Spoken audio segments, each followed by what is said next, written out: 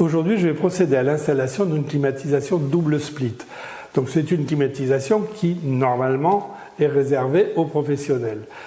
Et pourtant, c'est moi qui vais l'installer tout simplement parce que cette climatisation Airton, elle a été conçue pour l'installation par un bricoleur sans aucune intervention de professionnel, même pas pour la mise en route.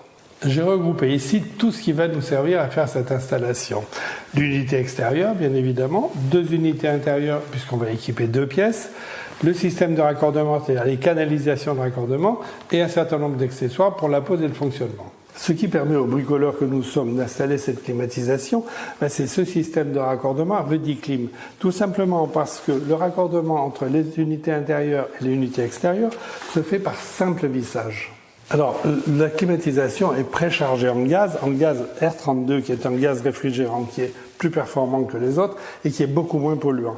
D'autre part, ce système est fiable à 100%. C'est écrit là-dessus, mais c'est pas du tout une blague, il est 100% étanche. C'est-à-dire, quand je vais faire le raccordement entre les unités, il n'y a aucun risque que le gaz s'échappe. Avant de procéder à l'installation, on va déterminer l'emplacement des unités, unité intérieure et unité extérieure. Alors, les unités intérieures doivent être au minimum à 2 mètres au-dessus du sol. Ici, ça va être au-dessus de cette fenêtre. Et il faut aussi qu'elle soit pas trop près du plafond pour qu'on puisse ouvrir le capot pour avoir accès au filtre. Alors, l'unité extérieure est bien évidemment située à l'extérieur. Alors, elle peut être accrochée au mur parfois, elle peut aussi être posée au sol comme ici.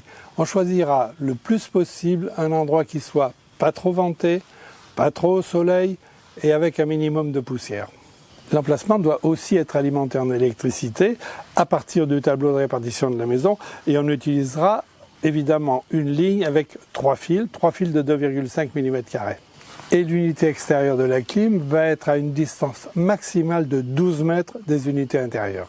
Je vais commencer l'installation par la mise en place, par la pose des unités intérieures.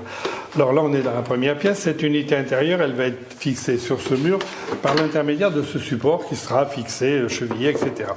Ensuite, il faut savoir que la sortie des canalisations frigorifiques peut être orientée. Je peux sortir soit d'un côté de l'unité, soit de l'autre côté, soit comme ça, horizontalement, on va dire, enfin au dos, et c'est ce qui va se passer puisqu'on va faire passer ces canalisations dans le trou qui a été percé dans le mur. Donc je commence par repérer l'emplacement du support par rapport à ma sortie de canalisation. Donc je suis à 14 cm et on va reporter ça sur le mur. Je trace donc sur le mur l'emplacement du support en tenant compte de la distance que j'ai mesurée tout à l'heure. J'avais dit 14, c'est ça. Donc, un repère. Je positionne le support bien horizontalement avec un niveau à bulle pour tracer les points de perçage. Maintenant, il suffit de percer, cheviller et visser. Voilà, les chevilles sont rentrées.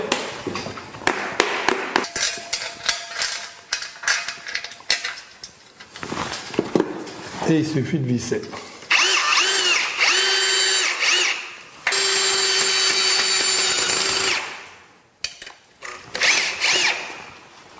Je dois faire passer au travers du mur, dans le trou qu'on a prévu, les 2 canalisations frigorifiques, l'évacuation des condensats et l'alimentation électrique. Alors pour ça, on va passer par l'extérieur et pour simplifier le passage, je vais les assembler temporairement avec un bout d'adhésif. Voilà, c'est simplement pour faciliter le passage au travers du trou. Alors Christophe me fait passer les canalisations de l'extérieur et ensuite on va pouvoir les raccorder à l'unité intérieure. Alors je procède maintenant au raccordement des 2 canalisations frigorifiques, une petite et une grosse. Donc évidemment je raccorde la petite de l'unité à la petite de la canalisation de sortie. On enlève les bouchons. Les canalisations sont équipées déjà de leurs joints et il suffit de visser. Donc ça c'est le système Rudiclim. Je commence le vissage à la main et ensuite je vais serrer avec 2 clés. L'étanchéité est garantie par un serrage complet. Et je serre la 2e canalisation, le 2e raccordement de la même façon. Je raccorde maintenant une rallonge qui va aller vers l'extérieur sur le tuyau d'évacuation des condensats de l'unité intérieure. Voilà, c'est fait. Voilà, il me reste à passer l'alimentation électrique qui va se raccorder en façade de l'unité intérieure. Maintenant, je pose une gaine d'isolation à chaque raccordement. Donc c'est une gaine en mousse qui va être serrée autour de la gaine. Et j'isole les deux connexions avec le manchon. Je vais maintenant rassembler autour des canalisations frigorifiques à la fois l'évacuation des condensats et l'alimentation électrique. Et je vais entourer tout ça avec une bande. Toutes les canalisations étant bien serrées, on va pouvoir les passer à travers le mur. Alors on voit que pour accrocher l'unité intérieure, il faut quand même un échafaudage ou en tout cas des moyens de monter. Alors maintenant je vais pouvoir pousser l'unité pour que les canalisations passent à travers du trou et accrocher l'unité sur son support.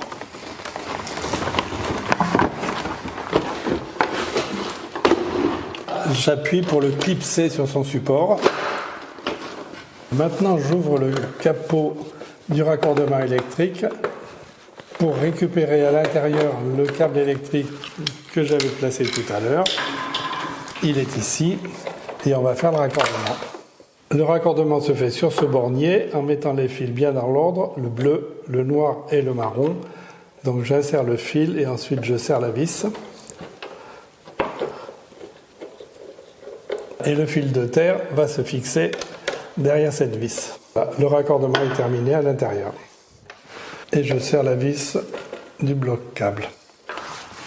Il ne reste plus qu'à fermer le capot de la boîte de raccordement. L'unité intérieure de la première pièce est posée. On va pouvoir passer à la deuxième pièce et poser la deuxième unité intérieure. Dans cette pièce, l'unité intérieure va être positionnée à l'axe de la fenêtre et les sorties, le raccordement des canalisations va se faire donc derrière l'appareil et on va sortir sur le côté. Je commence par tracer l'axe de la fenêtre, ici. Alors je mesure ensuite la hauteur de notre trou de sortie par rapport au tableau de la fenêtre. Je reporte à ce qui va être le bord de l'unité, à peu près ici. Alors avec une pince, je casse l'opercule qui va permettre de passer les canalisations. Je vais tracer maintenant l'emplacement du support, sachant que l'axe de ce trou ici doit être aligné à l'axe du trou qui est percé dans le mur. Maintenant, en vérifiant au niveau, je trace les points de perçage et de fixation du support de l'unité intérieure, deux fixations en haut, deux fixations en bas. Et il suffit maintenant de visser après avoir chevillé. Je peux maintenant procéder au raccordement des canalisations frigorifiques. Donc comme tout à l'heure, on enlève les caches et on visse tout simplement, d'abord à la main et ensuite avec deux clés pour assurer un serrage total définitif. J'ai isolé les raccordements avec des manchons en mousse et maintenant je vais pouvoir accrocher l'unité sur son support.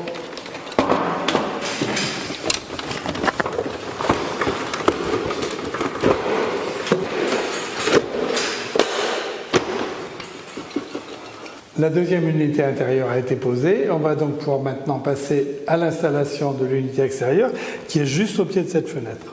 Avant d'installer l'unité extérieure, je vais l'équiper. Alors l'équiper de quoi? D'un système d'évacuation des condensats, parce que quand la pompe à chaleur va fonctionner en chauffage, les condensats vont se former dans l'unité extérieure, donc il faut les éliminer. Alors c'est un tout petit système très simple. Je fixe un tuyau, je le scotche, je mets un bout d'adhésif pour que ça tienne bien. Et ensuite on va l'accrocher. Alors j'ai plusieurs possibilités. J'ai choisi celle-là et le reste je bouche avec des opercules. Et je positionne sous les pieds des patins caoutchouc qui servent de cylindre bloc qui vont éviter les vibrations. Et l'unité extérieure, elle est maintenant posée sur le socle en maçonnerie qu'on a préparé et elle est vissée tout simplement. Bon, j'ai mis des chevilles bien évidemment, c'est des chevilles à expansion et je boulonne pour fixer l'unité pour qu'elle ne bouge pas, y compris en fonctionnement quand le ventilateur tourne. Chaque unité intérieure, il y a 4 éléments qui arrivent, qui passent au travers du mur. On l'a vu par le trou qu'on avait fait dans le mur. J'ai les deux canalisations frigorifiques, l'alimentation électrique et le tube d'évacuation du condensat. Et tout ça, on va les grouper dans un système de goulottes qui va être fixé sur le mur Alors qui va aller protéger et qui va aller donc du haut du mur jusqu'à l'unité extérieure. Et je maintiens l'ensemble en positionnant le capot qui va se clipser sur la goulotte, voilà. Et je clipse maintenant le petit cache de liaison entre les deux goulottes. Alors toutes les canalisations qui arrivent de la pièce qui est au-dessus de l'unité extérieure sont à la longueur adéquate, tout va bien. En revanche, les canalisations qui viennent de la pièce d'à côté sont un peu courtes. Donc on va installer une rallonge, et y compris des rallonges pour le Rediclim. Alors on voit bien ici le système Rediclim qui est un système breveté avec un joint et un système d'emboîtement très particulier. Pour maintenant raccorder la rallonge à la canalisation qui descend de l'unité intérieure, je vais utiliser un raccord spécial. Alors j'ai deux raccords, un pour la grosse canalisation et un pour la petite canalisation. Et on va voir que le vissage, enfin l'assemblage se fait par simple vissage. Alors pour faire le raccordement, donc j'enlève les caches et je visse tout simplement. Alors d'abord je visse à la main et ensuite on vissera avec une clé pour assurer l'étanchéité. Alors les joints sont intégrés dans le raccord et il faut serrer pour assurer donc l'étanchéité comme je vous le disais, puisque là on est dans une liaison totalement étanche. Voilà. Et maintenant je peux visser la rallonge sur le raccord et je protège la jonction avec le manchon isolant. Et de la même façon, je raccorde la rallonge de l'autre canalisation frigorifique, donc avec le fameux raccord spécial. Alors n'oublions pas que le système Rediclim assure une étanchéité totale à 100%, ce qui va me permettre à la fin de mettre en route la machine tout seul, sans faire appel à un professionnel. Les canalisations insérées dans la goulotte, je mets le capot qui va maintenir le tout. J'ouvre le capot côté alimentation électrique et on va procéder à l'alimentation. Donc tous les borniers sont ici. Alors on va commencer par l'alimentation électrique de l'ensemble avec ici le neutre, donc le fil bleu, ici la ligne, le fil rouge et ici la terre.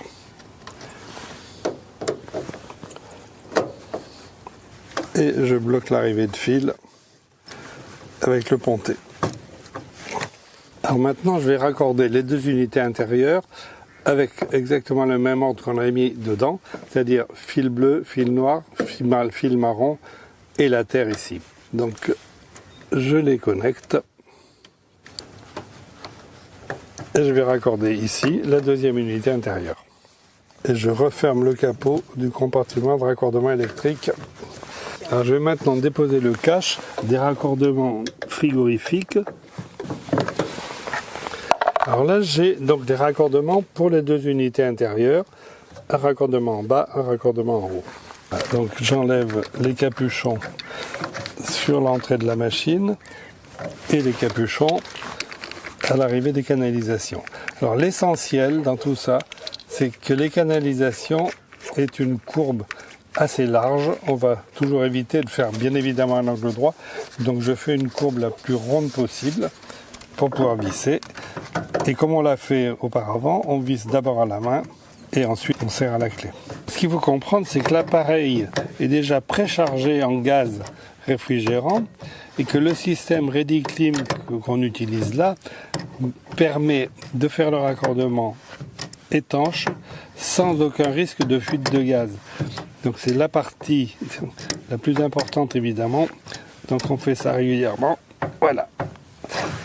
Et de la même façon, je vais maintenant raccorder les deux canalisations frigorifiques de l'autre unité intérieure, donc au-dessus. Alors pareil, on veille à avoir une courbe à chaque fois, assez grande pour ne pas pincer les tuyaux, pour ne pas les écraser. Et pour terminer le serrage, je suis obligé d'utiliser des clés plates pour avoir accès aux différents écrous. Là maintenant, j'enlève les capuchons de protection des vannes d'arrêt, puisque j'ai 4 vannes d'arrêt qui correspondent aux 4 canalisations frigorifiques. Et on va ouvrir le gaz, c'est-à-dire ouvrir les vannes d'arrêt et mettre donc l'appareil sous pression. Et avec la clé Allen fournie, j'ouvre les 4 vannes d'arrêt. Et à l'ouverture, le gaz remplit les canalisations, puisque l'appareil est préchargé en gaz, et le gaz donc remplit les canalisations jusqu'aux unités intérieures. En raccordement, on va vérifier s'il n'y a pas de fuite. Pour ça, on peut prendre de l'eau savonneuse ou un produit qui s'appelle détecteur de fuite, tout simplement, on pulvérise. S'il n'y a pas de bulle, c'est qu'il n'y a pas de fuite.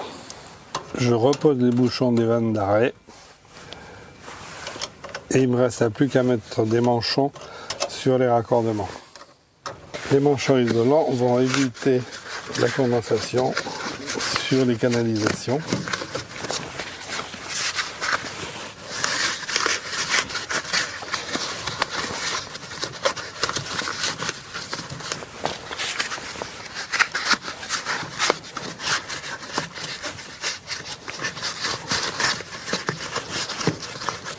Et je referme le capot avec sa vis en bas. La climatisation est installée, il ne reste plus qu'à relever maintenant le disjoncteur au tableau de répartition et on va faire un test. Alors l'installation est maintenant terminée et pour la mettre en route, je vais utiliser tout simplement la télécommande. Alors il y a une télécommande par unité intérieure, donc une dans chaque pièce. Il suffit d'appuyer sur le bouton central et ça va démarrer. Et on entend la climatisation qui commence à faire son travail. Là, je suis en position rafraîchissement. En hiver, je pourrais choisir la position chauffage. Vous l'avez vu, l'intérêt de cette climatisation Airtone, il est simple, c'est que j'ai installé tout seul, sans l'intervention d'un professionnel, et ce en toute légalité, parce que le système est breveté et autorisé, une climatisation pour 2 pièces, avec ce fameux système ReadyClim. Alors il faut savoir que les systèmes existent aussi en monosplit, c'est-à-dire pour une seule pièce, ou en trisplit pour 3 pièces.